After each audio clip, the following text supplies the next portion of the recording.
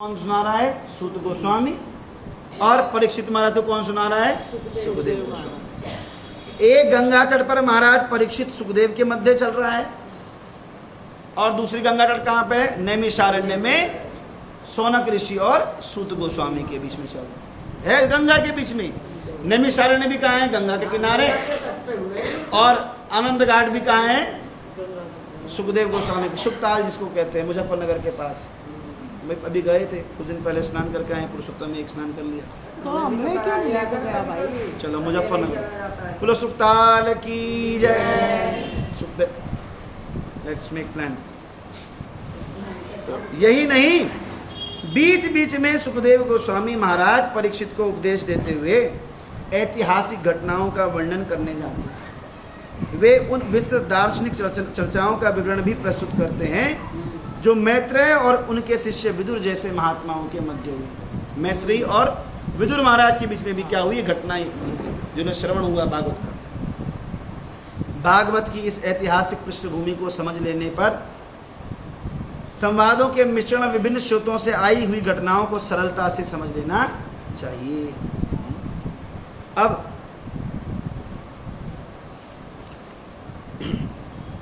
जो हम श्रवण कर रहे हैं, माता जी की इच्छा है कि हम मर्यादा पुरुषोत्तम रामचंद्र जी के बारे में भी श्रवण करेंगे।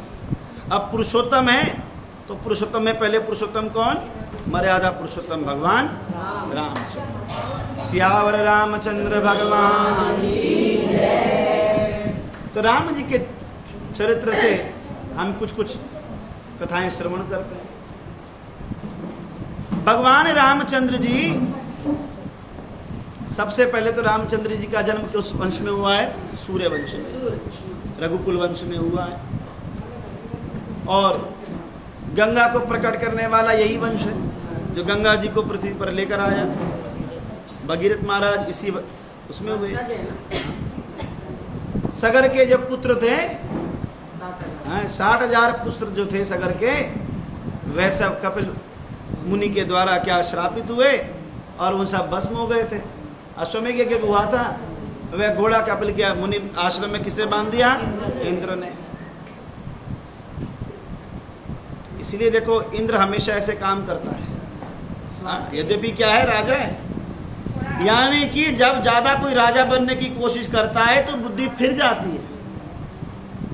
ज्यादा पैसा आना, ऊंची गद्दी पे बैठना, ऊंची प्रतिष्ठा होना, ये सब बुद्धि का फिरना है। इसलिए कभी कामना नहीं करनी चाहिए कि मैं अमीर बन जाऊं, मैं राजा बन जाऊं। हाँ, भक्त श्री महाराज कहते हैं, जगतेर प्रतिष्ठा शुकरेर विष्ठा। ऐसी प्रतिष्ठा किसके समान है? सुअर की विष्ठा के समान, जो सुअर खुद ही विष्ठा खाता है, क्योंकि उससे क्या होगी? हमारी बर्बादी होगी। क्योंकि इंद्र को भी सुअर बनना पड़ा। ये कथा भी आपने हमने सुनाई है कई बार। इंद्र ने क्या किया था? अपने गुरु बृहस्पति का अपराध किया।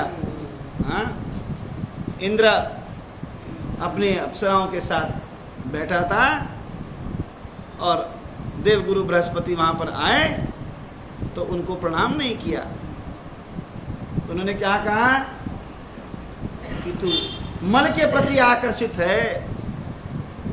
शरीर क्या है? मल ही तो है, कीचड़ ही तो है शरीर तेरा। हे इंद्र, राजा होकर भी तू मल के प्रति आकर्षित है, तो जा तू मल को खाने वाला सूकर हो जा। तो इंद्र देवताओं का राजा था तो क्या बन गया? सूअर, और मल खा रहा था। उसकी ऐसी दशा को देखकर नारद जी और भगवान विष्णु को दया आ गई। वे तुरंत गए, ब्रह्मा जी को भेजा नारद जी के साथ। भगवान ने कि जाओ उसे समझाओ, अरे मेरा आदमी है, इसे अकल तो आनी चाहिए। कहने लगे ब्रह्मा जी और नारद जी, अरे इंद्र खड़ा हो, चल। तो जब सूअर के शरीर में तो क्या करेगा? प्रणाम तो ना करेगा, करने लगा। नारद जी ने कहा कि इंद्र तो देवताओं का राजा है, वो हूं करके और आएगा आगे। ब्रह्मा जी ने कहा, नारद थोड़ा साइड हो जाओ, कहीं मल इसके शरीर में मल लगा पड़ा है, कहीं मल तुम पे छींटे मारेगा, पता थोड़ी ना है इसका। तो ब्रह्मा जी ने उसको आशीर्वाद देकर उसकी वाणी जो थी मनुष्य जैसी वाणी कर दी उसकी, बुद्धि आए जरा उसकी, जरा खोपड़ी बात करे। इंद्र ने, भगवान ने कहा, सॉरी ब्रह्मा जी ने कहा कि अरे इंद्र, तू देवताओं का राजा है, चल स्वर्ग चल, कहाँ इस योनि में भटका हुआ है। कहता नहीं, क्या करूंगा स्वर्ग में जाके, ये मन मिलेगा क्या स्वर्ग में खाने को? क्यों?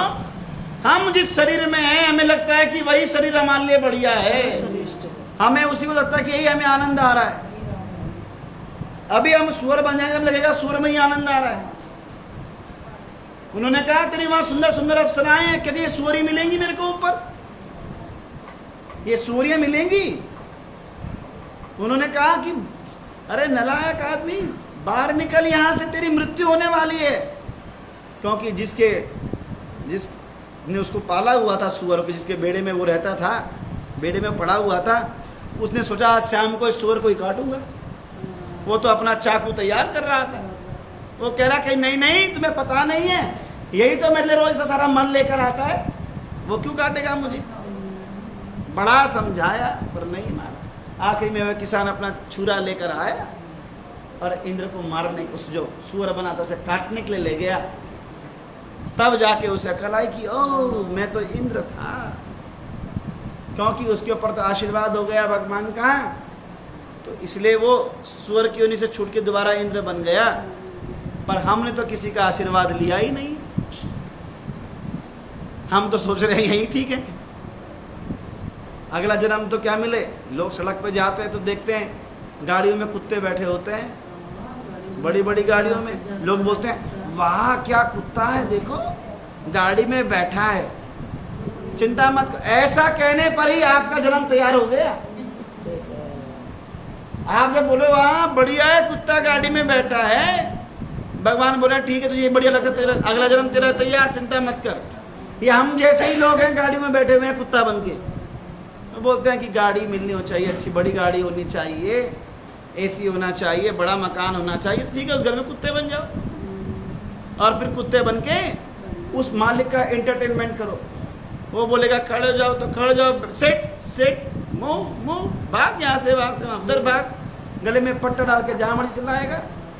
और तुमको सेवा करवानी थी कि तुम्हारा कोई मल मूत्र भी साफ ना करे, तुम ना करो वो करे, तो ठीक है कुत्ता हगता है, वो उठाता है, मालिक उठाता है। ये सुख लेने के लिए जीवन संसार में आए थे क्या?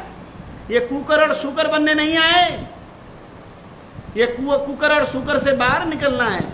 इसलिए भगवान ने दुर्लभम मानुषम दे, बड़ी मुश्किल से कृपा करके ठाकुर ने क्या दिया है, मनुष्य का शरीर दिया है। और इस मनुष्य के शरीर से भगवान का भजन नहीं करेंगे तो फिर कुकर और शुकर ही बनेंगे। पक्का बनना है कुकर शुकर तो, क्योंकि 84 लाख योनि में आते हैं। कल किसी ने एक व्हाट्सएप पे स्टेटस भेजा, स्टेटस लगाया था कि एक छोटा सा कीड़ा था, वो कीड़ा अंडे दे रहा था, तो एक साथ कम से कम उसने 100-200 अंडे दिए। तो बोला देखो ऐसे 100-100 अंडे देने वाला जीव बनना है क्या? अभी भी इसको देख के भी अकल कर लो कि संसार से बाहर निकलना है, नहीं तो इन अंडों के चक्करों में फंसे रहेंगे। पाने कितनों कीड़ों के अंडे बनना पड़ेगा, कहाँ कहाँ मरना पड़ेगा, तब जाके किसी सुकृति इकट्ठी हो गई तो मनुष्य बनेंगे। तब भी मनुष्य गारंटी नहीं है, शरीर तो मिल जाएगा पर बुद्धि नहीं मिलेगी। हो गए किसी अफ्रीका के जंगलों में पैदा, आदिवासी भीड़ों में पैदा हो गए, तब भगवान का भजन मिले ना मिले, किसी म्लेच्छ देश में पैदा हो गए। तो इसलिए जीवन की सार्थकता इसी जन्म में करनी है, ये गारंटी करनी है कि पार तो लगना है इसी जन्म से, बेशक इतना सा बचा है इतना सा बचा है इसी जन्म में, अगले जन्म की टेंशन नहीं। भगवान मुझे इस जन्म में ही पार लगा दो, क्योंकि अभी मति भी ठीक है, मन भी ठीक है, खोपड़ी भी ठीक है। अगले जन्म का टेंशन नहीं लेनी।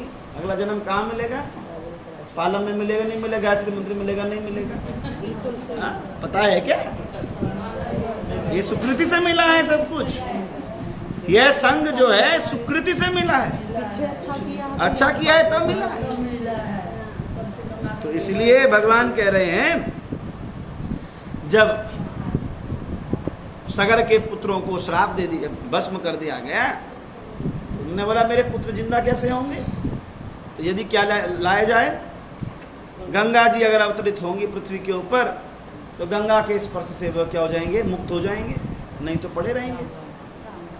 तो सगर के वंश में अर्जुने, सबने, दिलीप ने, इन सब ने क्या करी? तपस्या करी, पर कोई भी गंगा जी को नहीं ला पाया। तपस्या किसने करी फिर आखिरी में? भगीरथ महाराज। भगीरथ महाराज की तपस्या पर प्रसन्न होकर भागीरथी गंगा, जो भगीरथी कहलाई, वह पृथ्वी पर अवतरित होती है। बोला गंगा मैया की जय। तो गंगा के दो स्वरूप हैं। गंगा दो प्रकार से पवित्र होती है। पहला वह क्या है? विष्णुपदी है, भगवान विष्णु के चरणों से निकली है, इसलिए क्या कहलाती है? विष्णुपदी। तो भगवान के चरणों से जो निकलता है वो क्या कहलाता है? क्या बनाते हो सत्यनारायण व्रत में? पंचामृत बनाते हो, और फिर जब ठाकुर जी को नहलाते हो तो क्या बनता है? चरणामृत। ठाकुर जी के सिर के ऊपर भी डालोगे तो कहां से आएगा? पैरों के रस्ते नीचे आएगा। तो जो ठाकुर जी के चरणों को स्पर्श करके निकलता है वह क्या कहलाता है? चरणामृत। तो गंगा जी भी क्या बनी है? चरणामृत है। कैसे बनी चरणामृत? तो प्रहलाद महाराज के पोते कौन हुए? महाराजा बलि, जिन्होंने तपस्या करके स्वर्ग और पृथ्वी पर अपना राज्य कर लिया। तो अदिति और कश्यप के गर्भ से, अदिति के गर्भ से, अदिति ने कौन सा व्रत किया? पुंसवन व्रत किया। हाँ, फाल्गुन के महीने जो व्रत आता है, फाल्गुन के महीने उसने व्रत किया, पुंसवन व्रत। जो माताओं को गर्भ धारण करना होता है उनको पुंसवन व्रत करना चाहिए। उसमें 1 महीने का व्रत होता है, फाल्गुन के महीने का। जहां सुअर, जंगली सुअर जिस भूमि को खोदे, उस मिट्टी से अपने शरीर पर लगाए और फिर पवित्र नदी में जाके स्नान करे। पुंसवन व्रत की महिमा है भाई। और उसके बाद 1 महीने तक व्रत करे। कैसा व्रत करे? रोज भगवान नारायण की पूजा करे या कृष्ण की पूजा करे, और एक समय क्या करे? दूध पीकर, पयोव्रत, दूध पीकर अपना पूरा दिन बिताए। एक समय जब अन्न जो प्रसाद पाना है उसमें क्या पिए? केवल दूध और फल खाएं, और जो ठाकुर जी को भोग लगाया हुआ है वह किसी ब्राह्मण को खिलाए। 1 महीने तक रोज ऐसा करे। वह फिर 1 महीने बाद जब ठाकुर जी की प्रार्थना करके जब गर्भ धारण करती है तो उससे जो संतान होती है वह दिव्य होती है। तो अदिति और कश्यप ने भी इस व्रत को किया था। तो कौन प्रकट हुआ? स्वयं भगवान वामन। वामन भगवान प्रकट हुए अदिति के गर्भ से। तो अदिति के गर्भ से जब भगवान वामन प्रकट हुए तो वह इतने दिव्य हुए कि उनके नामकरण पर, नामकरण के दिन समस्त देवी देवता आ गए बिना इनविटेशन के।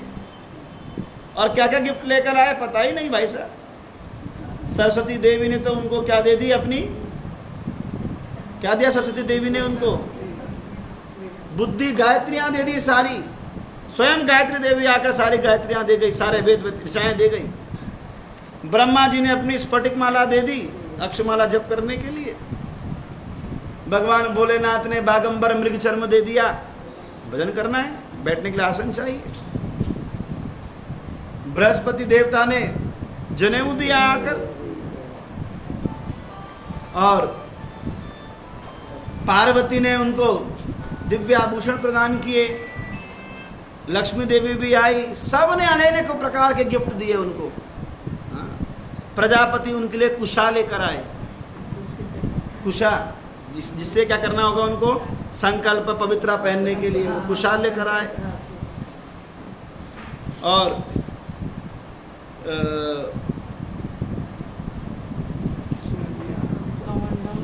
सनत कुमार उन्होंने कमंडल प्रदान किया। कमंडल, और सनत कुमार ने कमंडल दिया, और ब्रह्मा जी ने अपनी अक्षमाला दी जप करने के लिए। और इस प्रकार अनेक अनेक देवी देवताओं ने उन्हें छतरी भी दी है, किसी ने छतरी भी दी है, बहुत नाम है उसमें। सब ने उन्हें अनेक प्रकार के, किसी ने पादुकाएं दी। और वामन भगवान कहाँ गए थे उसके बाद?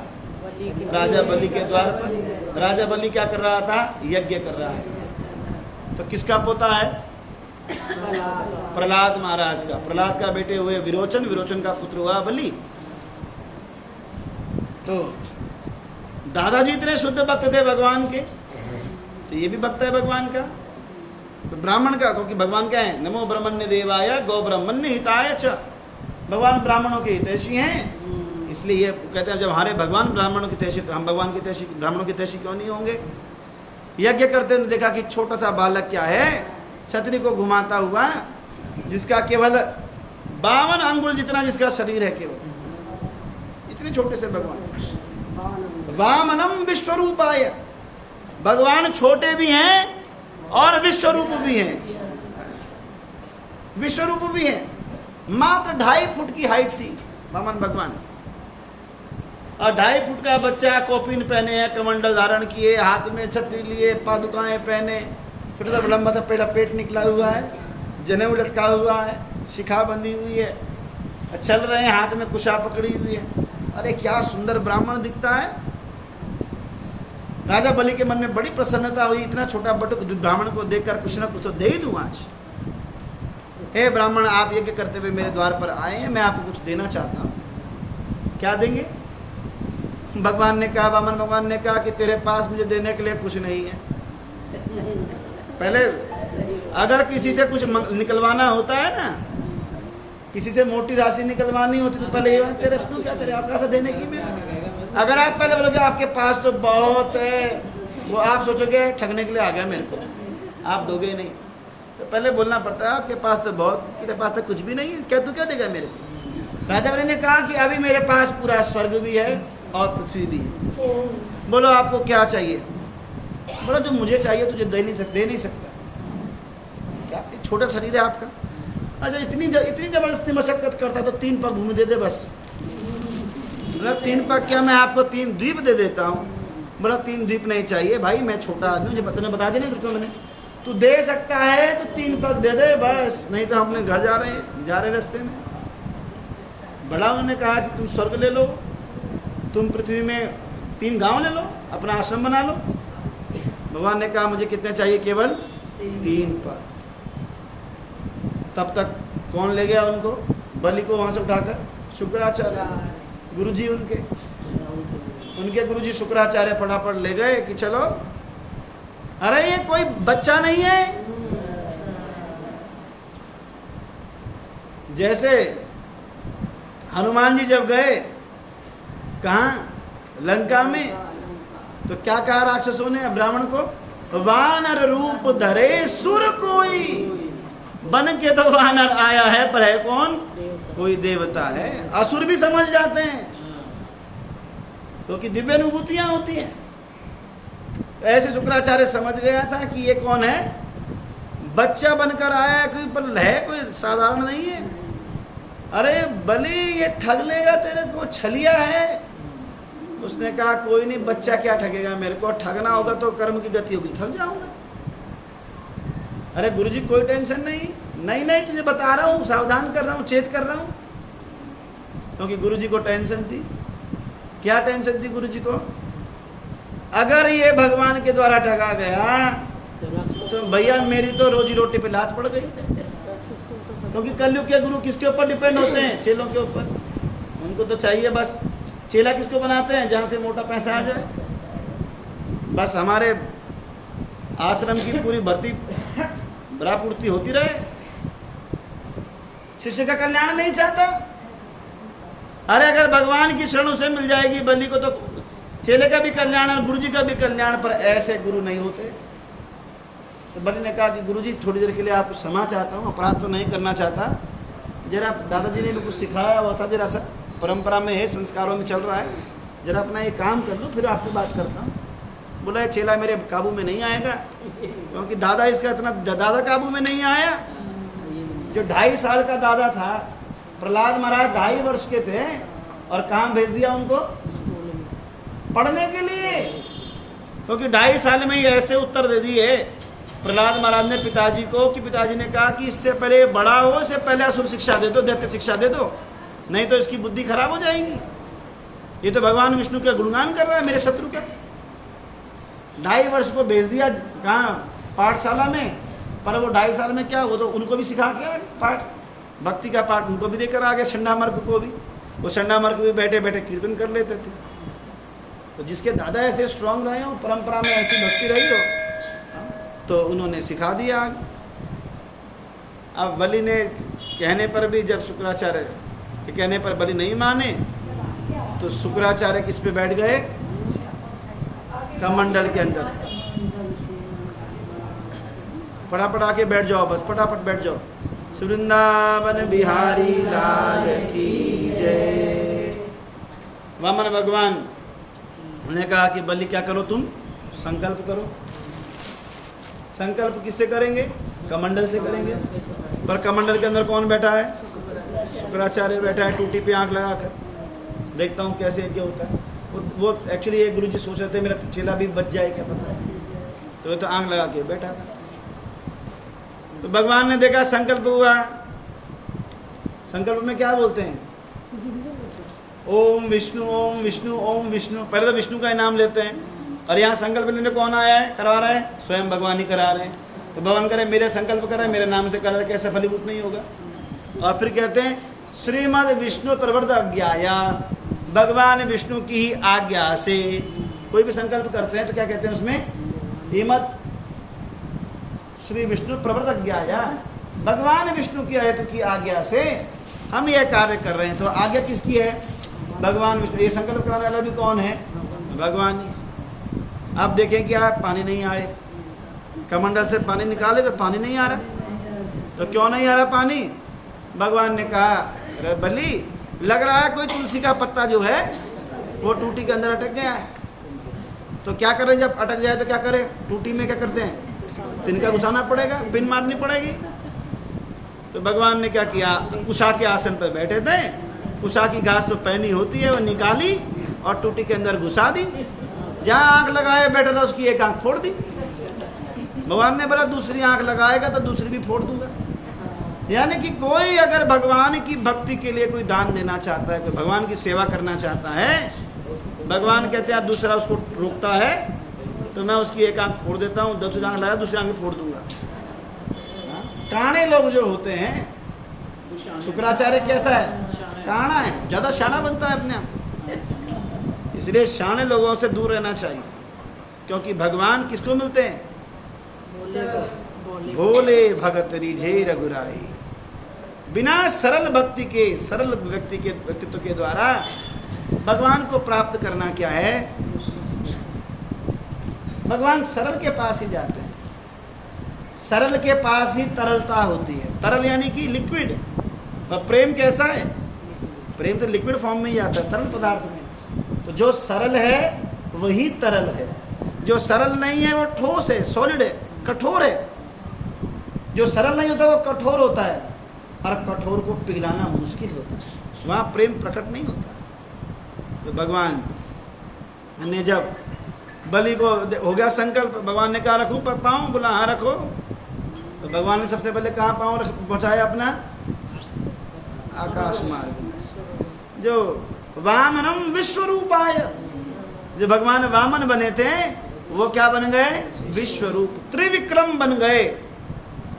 त्रिविक्रम, तीन यानी कि तीन, एक जगह पर रहकर 3 लोक में पहुंचने वाले यहाँ पर उपस्थित हैं। उन्होंने टांग, इतनी बड़ी टांग प्रकट करी अपनी कि वो टांग सीधा कहाँ पहुंची, स्वर्ग में।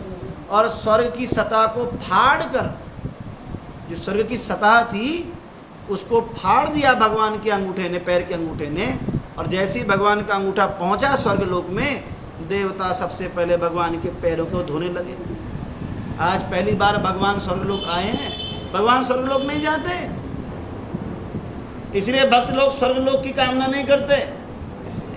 या तो भगवान मृत्यु लोक में आते हैं, हमारे इस लोक में आते हैं, या अपने लोक में जाते हैं, या सुतल लोक चले जाते हैं। भगवान स्वर्गलोक में कभी नहीं जाते। देवताओं को जब भगवान से प्रार्थना करनी होती तो कहाँ जाते हैं, समुद्र के किनारे, वहां जाके भगवान की स्तुति करते हैं। भगवान हमारे पे विपत्ति आ रही है, पृथ्वी पे विपत्ति आ रही, कल्याण करो। तो भी भगवान दर्शन नहीं देते देवताओं को। आकाशवाणी कर देते हैं कि देवताओं तुम चिंता मत करो, मैं इस युग में प्रकट होऊंगा, तुम्हारा उद्धार कर दूंगा, तुम्हारा चिंता दूर कर दूंगा। बस देवताओं को दर्शन नहीं होता भगवान का आसानी से, इसलिए देवता मृत्यु के बाद हमारे इस लोक के लोगों को देखकर खुश होते हैं। क्यों? देवता कहते जब तुम कथा करते हो, जब तुम अनुष्ठान करते हो और भगवान को जब बुलाते हो तो हम अपने स्वर्ग से देख लेते हैं और फूल बरसा देते हैं। देखा होगा आपने, जब रामायण या महाभारत में जब भी भगवान कोई स्पेशल लीला करते हैं तो देवता लोग अपने लोक से फूल बरसाते हैं। देवता क्या कहते हैं, हमारे यहाँ तो आते नहीं है, तो हम क्या कर सकते हैं, हम तो फूल ही बरसा सकते हैं। तो भगवान देवता लोग अपने लोक से क्या करते हैं, पुष्प वृष्टि कर देते हैं। तो देवता ने प्रसन्न हो गए, पहले फूल गिराए राजा बलि के ऊपर कि तेरे चक्कर में आज भगवान के चरण हमारे लोक में पहुंच गए हैं। जब चरण पहुंचे किसी के तो क्या करना चाहिए, पहले धोना चाहिए, धो के चरणामृत लेना चाहिए। ब्रह्मा जी के कमंडल में कौन बैठी थी, गंगा। तुरंत ब्रह्मा जी ने अपने कमंडल से जल निकाला, भगवान के चरण को धोया और अपने कमंडल में ही वापस भर लिया। ये चरणामृत की एक बूंद भी व्यर्थ नहीं जानी चाहिए। भगवान को नहलाने पर जो जल निकलता है उसकी एक बूंद भी पान करने पर आपको 1000 अश्वमेघ यज्ञ का फल प्राप्त होता है। चरणामृत का रोज लेना चाहिए, चरणामृत का नियम। क्योंकि चरणामृत लेते हुए क्या बोलते हैं, अकाल मृत्युहरणम सर्वव्याधि विनाशनम विष्णुपादोदकम पीत्वाम पुनर्जन्मम न विद्यते। अकाल मृत्युहरणम, चरणामृत लेने से अकाल मृत्यु नहीं होती, पहली बात। दूसरा, सर्वव्याधि विनाशनम, समस्त प्रकार की व्याधियों का नाश हो जाता है। और ये साइंटिफिकली प्रूव्ड हुआ। अभी कोरोना के टाइम पे जर्मनी में एक रिसर्च हुई, पेपर है हमारे पास, रिसर्च पेपर। उन्होंने कहा कि ये हिंदू लोग, ब्राह्मण्स लोग जो हैं, इनके शरीर में बीमारी क्यों नहीं लगती, क्योंकि वो चरणामृत पीते थे शालिग्राम का। तो उन्होंने चेक किया, शालिग्राम को अगर पानी में डिप नहलाया, शालिग्राम को नहलाया पानी से, और जो पानी निकला उसके अंदर कई गुना एंटीऑक्सीडेंट्स बढ़ गए जो शरीर से बीमारी बचाने का काम करते हैं। इसलिए चरणामृत का हमारी पुरातन परंपरा है। तो भगवान के जो चरणामृत है उससे क्या होता है, सर्वव्याधि विनाशनम विष्णुर पादोदकम पीत्वाम। भगवान के चरणामृत को उनसे क्या होता है, पुनर्जन्मम न विद्यते, दोबारा संसार में जन्म नहीं होता। गरुड़ पुराण के उत्तरखंड में भगवान कहते हैं कि हे गरुड़, 5 वस्तुएं जीविका मृत्यु के समय कल्याण करने वाली होती हैं। 5 वस्तुएं मरणासन्न व्यक्ति का कल्याण करने वाली सहायक होती है उसकी मुक्ति में। क्या, कौन कौन? तो पहला बताया क्या, तुलसी। दूसरा गंगाजल। तीसरा भगवत गीता। चौथा एकादशी। और 5वां भगवान का चरणामृत। भगवान का चरणामृत की एक बूंद भी अगर मरने वाले के मुंह में डाल दी, बैक टू गॉड हेड, पक्का भगवान के नाम जाएगा। तुलसी कंठ में है उसके, या तुलसी उसके मुंह में पधरा दी, भगवत धाम। उसने एकादशी की है, भगवत धाम। गंगाजल है, भगवत धाम। गीता पढ़ी है, भगवत धाम। भागवतम पढ़ी है, भगवत धाम। भागवतम का एक श्लोक का 1/4 भी याद आ गया मृत्यु के समय, भगवत धाम। अरे इतनी महिमा है हमारे परंपराओं में, एक भी चीज पकड़ ली तो क्या होगा, भगवत धाम। इसलिए नियम बना लो अपना कि रोज चाहे तुलसी का स्पर्श करके भी भगवत धाम होता है। जो रोज तुलसी का स्पर्श भी कर लेता है तो उससे ही भगवत धाम प्राप्त हो जाता है। पर यहाँ तो हमारी माताएं आके सिंदूर लगा देती हैं उसके ऊपर। सिंदूर लगाने से तुलसी का पौधा गल जाता है, सिंदूर में केमिकल होते हैं। तुलसी को केवल 1 आचमन जल देना चाहिए। कितना? आपके घर में तुलसी है तो उसको लोटा भर के पानी दो। मंदिर की तुलसी में कम से 1 आचमन, यानी कि 1 चम्मच, छोटा चम्मच, क्योंकि ज्यादा पानी देने से वो गल जाएगी उसकी जड़। आप अपने घर में तुलसी की सेवा कीजिए, क्योंकि घरों में तुलसी तो है नहीं। इसीलिए मंदिर की तुलसी को सब सोचते हैं दबा दब नहला दो, फ्री का पानी है। ऊपर को बढ़ने देती है, नीचे को बढ़ने देती है। वृंदावन बिहारी लाल